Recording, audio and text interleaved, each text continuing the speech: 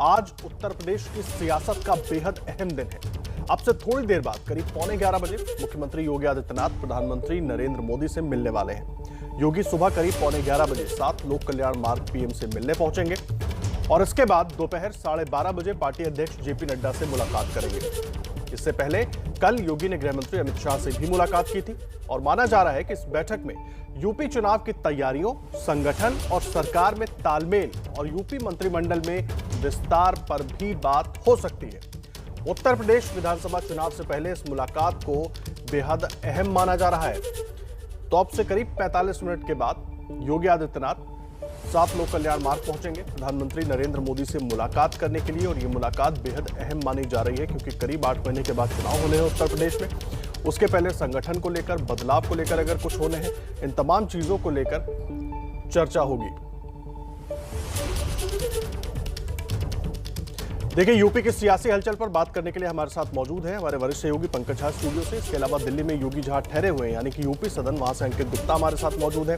प्रधानमंत्री निवास यानी 7 लोक कल्याण मार्ग से प्रशांत भी हमारे साथ जुड़े हुए हैं और दिल्ली में अनुप्रिया पटेल के घर से रविकांत और लखनऊ से हमारे सहयोगी रणवीर भी हमारे साथ जुड़े हुए हैं। पंकज जी, चर्चा की शुरुआत मैं आपसे करना चाहूंगा इसके पहले कि मैं अपने दोनों सहयोगियों के पास जाऊं जो यूपी सदन और पीएम आवास पर मौजूद हैं। इस मुलाकात के मायने कैसे निकाले जाएंगे और कितना अहम है ऐसे वक्त में जब तमाम तरह की बातें हो रही हैं?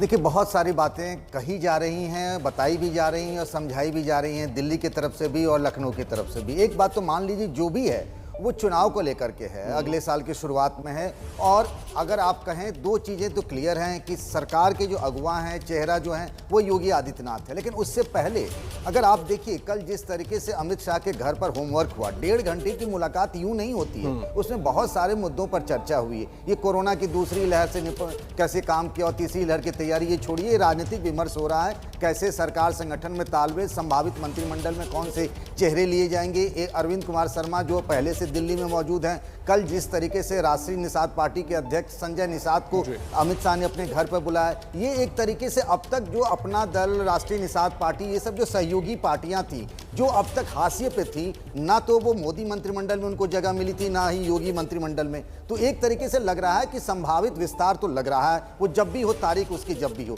ये कोशिश है एक सामाजिक समीकरण बिठाने की। अपना दल एक खास बिरादरी की पार्टी है, निषाद पार्टी एक खास बिरादरी की पार्टी है। मुझे जो जानकारी मिल रही है उसमें जो सोहेलदेव समाज पार्टी है, ओम प्रकाश राजभर की, उससे भी बीजेपी नेताओं की बातचीत चल रही। तो चुनाव से पहले पूरी हर चीज जो कहीं भी कमी थी उसको दुरुस्त कर लेने की तैयारी है, सारे चेहरों को तैयार कर लेने की तैयारी है। जी, आप रहिए पंकज, तमाम सहयोगी हमारे साथ जुड़े हुए हैं, एक बार उनका भी रुख कर लेते हैं। अंकित, सबसे पहले मैं आपका रुख करूंगा, कब तक निकलेंगे योगी आदित्यनाथ लोक कल्याण मार्ग पहुंचने के लिए? अगले आधे घंटे में उम्मीद की जा रही है क्योंकि यहाँ से करीबन 10 मिनट का रास्ता है, लिहाजा 10:30 बजे के आसपास जो है योगी आदित्यनाथ का काफिला हमको इस गेट से निकलता हुआ नजर आएगा। फिलहाल यहाँ पर जो अलग अलग मंडल के कमिश्नर्स हैं वो जरूर आकर के जो है मिल रहे हैं योगी आदित्यनाथ से। लेकिन जिस बात का जिक्र पंकज जी ने किया, यहाँ पर आदर्श एक चीज हमको और गौर करनी होगी कि कल जब योगी आदित्यनाथ की अमित शाह से मुलाकात चल रही थी, उसी दौरान अनुप्रिया पटेल भी अमित शाह के घर पहुंचती हैं और योगी आदित्यनाथ के निकलने के करीबन 1 घंटे बाद वो अमित शाह के घर से रवाना होती हैं। इतना नहीं, जिस दौरान योगी आदित्यनाथ की अमित शाह से मुलाकात चल रही थी, जेपी नड्डा प्रधानमंत्री आवास जाते हैं, वहां पर भी मुलाकात होती है। आधिकारिक तौर पर कोई जानकारी निकल के सामने नहीं आई है और ये मुलाकात तब होती है जब योगी आदित्यनाथ की आज प्रधानमंत्री से मुलाकात होनी है और उसके बाद में जेपी नड्डा से मुलाकात होनी है। एक और जानकारी निकल के सामने आ रही है, वो ये आ रही है कि AK शर्मा, जिनका जिक्र पंकज जी ने भी किया, वो भी दिल्ली में मौजूद है और मुमकिन है कि योगी आदित्यनाथ की जेपी नड्डा से मुलाकात के बाद उनकी भी जेपी नड्डा से मुलाकात हो। तो जिस बात का जिक्र लगातार पंकज जी कर रहे हैं ना कि यूपी में अगले जो चुनाव होने हैं अगले 7-8 महीनों में, उसको लेकर के एक मंथन चल रहा है, तो उस बात से इंकार नहीं किया जा सकता क्योंकि पूरा फोकस अब बीजेपी खुद को मजबूत करने में और सहयोगियों को साथ मिलाने में पूरी जो कवायद चल रही है। जी, आप रहे अंकित हमारे साथ। देखिए, प्रशांत भी 7 लोक कल्याण मार्ग से मौजूद है हमारे साथ। प्रशांत, मैं आपका रुख कर रहा हूं, करीब 45 मिनट के बाद पहुंचेंगे योगी आदित्यनाथ, 11:15 बजे का वक्त है। उसके पहले क्या कुछ और लोग भी, कुछ और दूसरे नेता भी पहुंचने वाले हैं वहां पर प्रधानमंत्री से मुलाकात करने के लिए? इसको लेकर कुछ जानकारी है क्या आपके पास?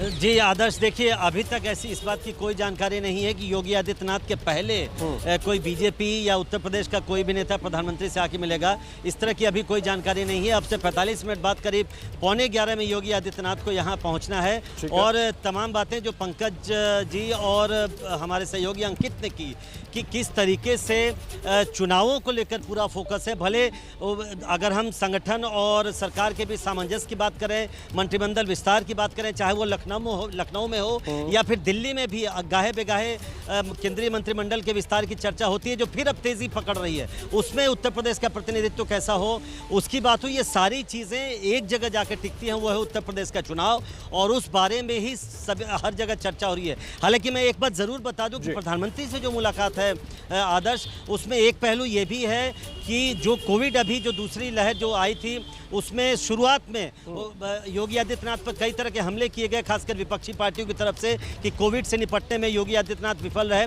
उसको भी लेकर आज की बैठक में ज़रूर चर्चा होगी और प्रधानमंत्री को अवगत कराएंगे और पूरी जानकारी देंगे संभवतः योगी आदित्यनाथ की किस तरह से उनकी सरकार ने इससे निपटने के लिए कदम उठाए। लेकिन जाहिर है जिस माहौल में, जिस बैकग्राउंड में ये बैठक हो रही है आदर्श, उसमें ये साफ मानिए कि फोकस यूपी चुनाव है। चाहे उससे जो बाकी तीन चीज़ें हैं, मंत्रिमंडल विस्तार हो उत्तर प्रदेश में या केंद्र में, और जो सरकार और संगठन के बीच जो सामंजस्य की बात है, जिसके लिए BL संतोष जो भारतीय जनता पार्टी के संगठन महामंत्री हैं वो लखनऊ भी गए थे और वहाँ लंबी चर्चा की गई थी। आप रहे प्रशांत, हमारे साथ रविकांत भी मौजूद हैं, अनुप्रिया पटेल के घर के बाहर मौजूद हैं इस वक्त वो। कल अनुप्रिया पटेल पहुंची थी अमित शाह से मिलने के लिए। रविकांत, मैं एक चीज समझना चाहूंगा, योगी आदित्यनाथ पहुंचते हैं दिल्ली प्रधानमंत्री से मुलाकात करने के लिए और उसके बाद वो गृह मंत्री से भी मुलाकात करते हैं। इस बीच अनुप्रिया पटेल उनके घर पर पहुंचती है, तो क्या कुछ पक रहा है और वहां पर क्या कुछ आप देख रहे हैं गहमा गहमी? आवाज साफ नहीं है आदर्श, एक बार प्रश्न रिपीट कीजिए। रविकांत, मैं ये जानना चाहता हूं, अचानक जो ये अनुप्रिया पटेल की मुलाकात हुई गृह मंत्री के साथ और ऐसे वक्त में जब खुद योगी आदित्यनाथ भी उस वक्त उनके घर पर मौजूद थे, तो इसके मायने कैसे निकाले? देखिए, निश्चित रूप से जो सारा समीकरण है ये एक तो आगामी विधानसभा चुनाव को लेकर के है, दूसरे जो कैबिनेट में फेरबदल की संभावना है वो तेज हो रही है, क्योंकि जिस तरीके से अनुप्रिया पटेल के बारे में भी ये पता लग रहा है कि वो ये चाहती हैं, उनके 9 विधायक हैं आपको बता दें, और एक जयकुमार जैकी नाम के मंत्री भी हैं उनके कोटे से, तो 2 मंत्री पद वो और चाहती हैं यूपी में, और अपने लिए कैबिनेट यहाँ पर केंद्र में मंत्री पद तलाश रही हैं, और साथ ही साथ आगामी जो विधानसभा चुनाव होगा उसमें किस तरीके से नेगोशिएशन हो सके इसकी कोशिश अनुप्रिया पटेल कर रही हैं, और यही कोशिश डॉक्टर संजय निषाद भी कर रहे हैं, जिनका कि गोरखपुर के इलाके में अपना पकड़ है। जी, अब रहे रविकांत हमारे साथ, लखनऊ से रणवीर भी हमारे साथ जुड़े हुए हैं। रणवीर, मुलाकातों का जो सिलसिला है ना वो दिल्ली में हो रहा है, लेकिन नजरें लखनऊ में मौजूद तमाम नेताओं की दिल्ली पर होंगी इस वक्त, तो कैसे लग रहा है? बीपी बढ़ रहा है, बीपी घट रहा है? देखिए, जाहिर है कि बीपी कुछ लोग का बढ़ेगा तो कुछ लोगों का घटेगा। उत्तर प्रदेश की राजधानी लखनऊ में हर कोई नज़र रखे हुए है, चाहे वो बीजेपी के लोग हों या विपक्ष के। स्टैट्स समझिए कि 2017 के विधानसभा चुनाव में बीजेपी 311 सीट अकेले पाती है, वहीं उसकी गठबंधन 9 अपना दल और बाकी 4 सीटें उनको मिली थी ओम प्रकाश राजभर को। ओम प्रकाश राजभर नहीं है, ऐसे में अलग अलग इलाकों में जाति और बाकी समीकरण जो होते हैं उसको साधने की एक कोशिश है। चर्चा परिचर्चा होगी, वेस्ट बंगाल और बाकी राज्यों के चुनाव से बीजेपी निपट कर चुकी है और अब उसका अकेला फोकस यूपी है, क्योंकि सबसे बड़ा राज्य है और यहाँ जीतना और बड़ी मार्जिन से जीतना पूरे देश में एक बहुत बड़ा संदेश देता है। ऐसे में जो बीजेपी के सहयोगी दल हैं उनको कैसे बनाया जाए, समझाया जाए और उनका भी उपयोग किया जाए, और बाकी पूरे प्रदेश में किस तरीके से किस एजेंडे पे चलना है, सरकार और संगठन को कैसे तालमेल बनाकर चलना है, इन सारी मुद्दों पर बातचीत होगी। विस्तार की बात हो रही है, 3 मंत्रियों का निधन हुआ था पहले कोरोना के पहले फेज़ में 2 मंत्रियों का और इस बार 1 मंत्री का। ऐसे में बहुत लोग उम्मीद लगाए बैठे हैं, सहयोगी भी चाहते हैं उनको मंत्रिपरिषद में जगह मिले, तो ऐसे तमाम सारे पहलू हैं जिन पर प्रधानमंत्री, गृह मंत्री और राष्ट्रीय अध्यक्ष से बातचीत होगी। और यहाँ लखनऊ में इसलिए गहमा गहमी है क्योंकि विपक्ष भी जानना चाहेगा, देखना चाहेगा, वो भी सब सरकार की रणनीति के हिसाब से अपनी रणनीति तय करता है। तो बीजेपी को एंटी इनकम्बेंसी को रोकना है और वो एंटी इनकम्बेंसी कैसे रुके, इन सब बातों पर चर्चा होगी। और दूसरा मुद्दा मंत्रिमंडल का संभावित विस्तार भी हो सकता है, जिस पर आज बातचीत प्रधानमंत्री से और राष्ट्रीय अध्यक्ष से होगी। जी ठीक है रणवीर, आप भी रहे। पंकज झा लगातार हमारे साथ जुड़े हुए हैं, वरिष्ठ सहयोगी हमारे स्टूडियो से। पंकज, मैं आपके पास आ रहा हूँ। सबकी बातें आपने सुनी और आपने जो शुरुआत की थी कि 1.5 घंटे की मुलाकात के मायने बहुत कुछ होते हैं। मैं यही समझना चाहूँगा और हमारे दर्शकों के लिए आप प्लीज समझाएं कि आखिर अभी तो 8 महीने हैं चुनाव में और योगी आदित्यनाथ पहले भी दिल्ली आते रहे हैं, मुलाकातें होती रही हैं, लेकिन अभी कोविड काल में ये सब कुछ वीडियो कॉन्फ्रेंसिंग के जरिए होता रहा और ज़्यादातर मुख्यमंत्री भी साथ में मौजूद रहे। कैसे अहम हो जाता है और सबसे ज़रूरी चीज़ क्या हो सकती है, वो चाहे विस्तार हो चाहे संगठन को मजबूती करना हो, क्योंकि बीजेपी तो हमेशा इलेक्शन मोड में रहती है। जी हाँ बिल्कुल, लेकिन देखिए सबसे पहले तो हमको ये देखना होगा कि यूपी का चुनाव बाकी चुनाव से बिल्कुल अलग होता है। ये इससे सबसे बड़ा चुनाव, इसमें कोई दो राय नहीं है। इसका राजनीतिक प्रभाव इतना होता है यूपी चुनाव का कि दिल्ली की सत्ता यहीं से तय होती रही है। प्रधानमंत्री मोदी की खुद की साख दांव पर है क्योंकि वाराणसी के वो सांसद हैं। दूसरी बात, जिस तरीके से आप अगर सत्ता में हैं और फिर आप सत्ता में बने रहना चाहते हैं चुनाव के बाद, तो उसका हिसाब किताब और उसके संदर्भ बहुत अलग होते हैं। पिछली बार बीजेपी को 14 साल का वनवास खत्म करके उसको सत्ता मिली थी। उस सत्ता को बनाए रखने के लिए अगर आप देखें तो यूपी में हिंदुत्व, जो कि उसके एक ब्रांड माने जाते हैं योगी आदित्यनाथ, और आपको याद होगा पिछले चुनाव में शमशान कब्रिस्तान से लेकर देवा महादेवा तक के वादे और नारे खूब चले थे। लेकिन हिंदुत्व की अपनी एक सीमा है, ब्रांड हिंदुत्व की। उससे बड़ा जो होता है वो होता है सामाजिक समीकरण बिठाने का। आप बिहार के हैं, बिहार में भी यही बात लागू होती है, यूपी में भी यही बात लागू होती है। ऐसा लग रहा था कि वो जो स्थिति है ना सामाजिक समीकरण वाली, उसमें क्रैक्स हैं, उसको भरने की, उसको कैसे जोड़ें। आप अगर देखें अनुप्रिया पटेल हो, संजय निषाद हो, ओम प्रकाश राजभर हो या कोई भी इस तरह की, ये सब उसी की तरफ इंगित कर रहे हैं, इशारा कर रहे हैं। वो बिठाने की एक मजबूत तरीके से सामाजिक समीकरण ले जाके और फिर चुनाव में बताने और समझाने की कोशिश योगी की अगुवाई में ये तैयारी है बीजेपी की। लेकिन इस सब के बीच मैं एक बात और आपसे जानना चाहूंगा। पिछले कुछ दिनों से उत्तर प्रदेश में खास करके सत्ता के गलियारों में कई तरह की बातें चल रही थी योगी आदित्यनाथ को लेकर। अब जिस तरीके से ये मुलाकात हो रही है, कल जितनी लंबी मुलाकात होती है, उसको देख करके लगता है कि ये सारी बातें तो बेमानी रह गई। अब तो मुलाकात आगे, अब ये जो हो रहा है वो आगे की लड़ाई, आगे की रणनीति के लिए हो रहा है। देखिए जो भी कहा जाए ना, बिना आग के वो धुआं नहीं होता ना। अगर बीएल संतोष वहाँ गए, इतने सारे मंत्रियों से उन्होंने फीडबैक लिया, जिसमें दोनों डिप्टी सीएम भी थे, कुछ न कुछ तो बात रही होगी। मंत्रियों ने जो फीडबैक दिया, जो कहा, कल जो 1.5 घंटे की बातचीत हुई केंद्रीय गृह मंत्री अमित शाह और योगी आदित्यनाथ के बीच में, उसमें लंबी चर्चा हुई। सारा होमवर्क अगर कहें तो कल कर लिया गया है। अब उसको कैसे लागू करना है, कब लागू करना है, ये फैसला प्रधानमंत्री को करना है, मुख्यमंत्री के साथ मिलकर करना है। तो एक तरीके से चीजें तय हो गई हैं। कुछ न कुछ तो था, बिना आग के धुआं नहीं होता, जो मैं कह रहा हूं, और सारी चीजें सुलझा ली गई हैं, ऐसा लग रहा है। लेकिन अभी इस मुलाकात के बाद भी बहुत कुछ निकल कर आना बाकी है, उसका भी इंतजार करेंगे। लगातार सभी सहयोगी हमारे जुड़े हुए हैं। एक बार मैं प्रशांत का रुख फिर से, माफ कीजिएगा, अंकित का रुख कर रहा हूं पहले। अंकित, आप वहीं पर मौजूद हैं यूपी सदन में, वहां पर क्या कुछ, जो जिस तरह से आप पहले भी जानकारी दे रहे थे, अलग अलग मंडलों के कमिश्नर पहुंच रहे हैं, दूसरे कुछ नेता भी पहुंचे हैं, और अब क्या जानकारी मिल रही है? 10:15 का टाइम हो रहा है, कब तक निकलेंगे योगी आदित्यनाथ?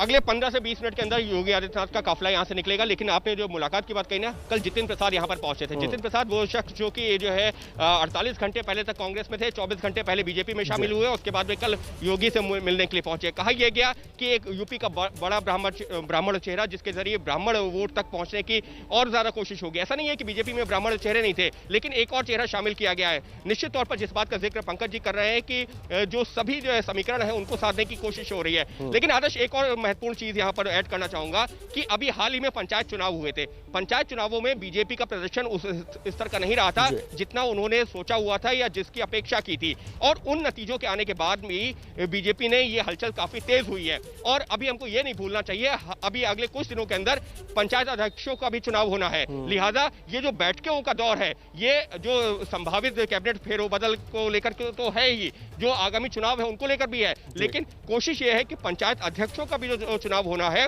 उसको भी इसी के जरिए साधा जाए। तो एक तीर से या ये कहा जाए कि ये जो बैठकें हो रही हैं, इसके जरिए कई सारे निशाने साधने की कोशिश हो रही है, जिसमें फिर कैबिनेट फेरबदल भी है, चुनाव भी है, कोविड काल में जो काम किया गया है वो जनता तक पहुंचाने की भी बात है, और उसके साथ ही में पंचायत अध्यक्षों का जो चुनाव है उसको भी जो साधने की कोशिश है।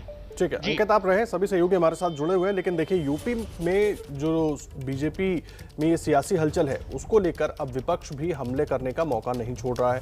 समाजवादी पार्टी और एनसीपी ने मोदी योगी की इस मुलाकात पर क्या कहा है, पहले आपको वो सुनवाते हैं।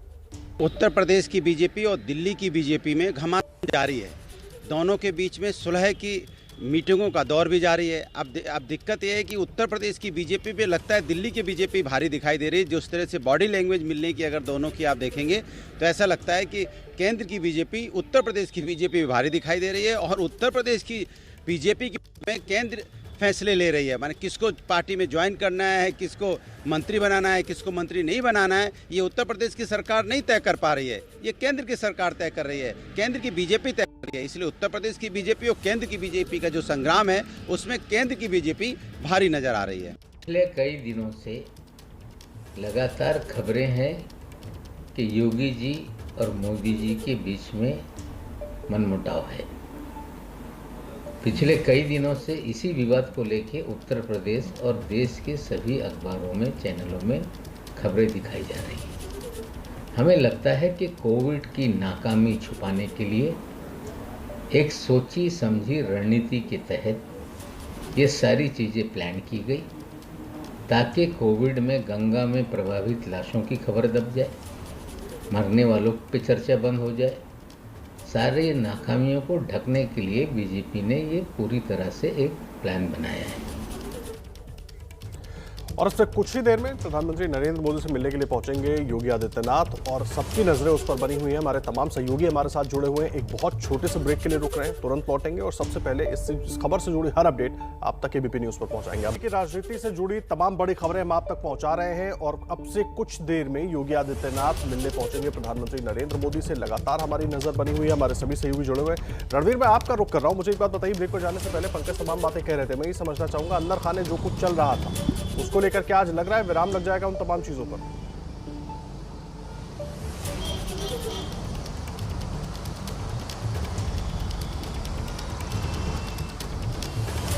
रणवीर, आप तक मेरी आवाज पहुंच रही है? जी सवाल अगर आप दोहरा देते हैं। जी, सवाल ये है कि अब तक जो अंदर खाने बहुत सारी बातें चल रही थी जिनका जिक्र पंकज भी कर रहे थे कि बिना आग के धुआं नहीं होता है, आज इन मुलाकातों का सिलसिला जब खत्म होगा तो उस पर विराम लग जाएगा या जो वो असंतुष्ट धड़े थे वो शांत हो जाएंगे? हाँ, बिल्कुल उम्मीद तो की जा रही है, लेकिन देखिए चूंकि अब चुनाव बहुत नज़दीक है और बहुत से लोग असंतुष्ट हैं। बहुत लोगों को लगता है कि जब मंत्रिपरिषद में जगह खाली है तो आखिर उनको क्यों नहीं जगह मिली। कुछ सीनियर लोग हैं वो भी उम्मीद करके बैठे हुए हैं, कुछ संगठन के जो ऐसे लोग हैं जो अब तक एमएलसी बने पड़े हैं वो भी चाहते हैं, जो सहयोगी दल हैं वो भी चाहते हैं। लेकिन ये नाराज़गी देखिए, अब रूठना और मनाना ये सब कुछ चुनाव तक चलता रहेगा। लेकिन इस मुलाकात के बाद ये साफ हो गया है कि कहीं ना कहीं जो एक अफवाह उड़ाने की कोशिश हुई थी कि केंद्रीय नेतृत्व नाराज़ है, परिवर्तन हो सकता है, बहुत कुछ बड़ा घटने वाला है, इस तरह की जो कयासबाजी होगी, जो अफवाहें अटकलें होंगी, उन पर ज़रूर विराम लगेगा। बाकी नाराज़ होना तो चूंकि बहुत बड़ी पार्टी है, बहुत सारे लोग हैं, वो सब चलता रहता है और चुनाव तक चलता ही रहेगा।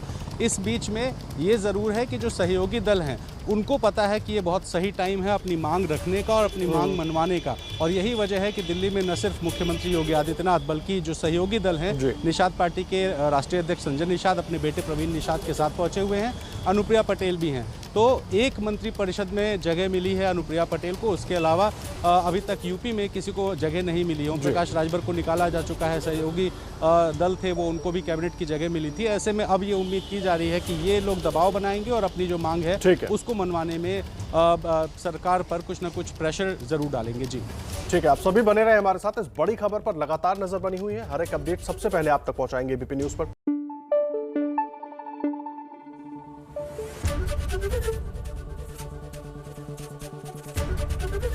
एबीपी न्यूज आपको रखे आगे।